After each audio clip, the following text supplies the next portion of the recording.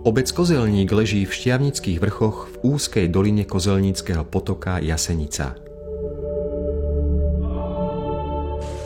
Obec je súčasťou chránenej krajinnej oblasti Štiavnické vrchy. Dnes žije v obci približne 180 obyvateľov. Obec Kozelník vznikla asi začiatkom 15. storočia v súvislosti so železnorudnou prevádzkou v Breznici.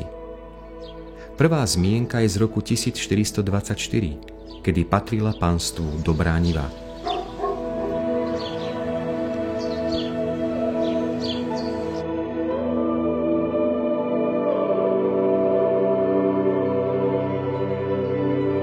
Po schodovej budove pred obcou bolo mýto, kde sa vyberali poplatky pri prechode z Hontianskej do Zvolenskej župy a naopak.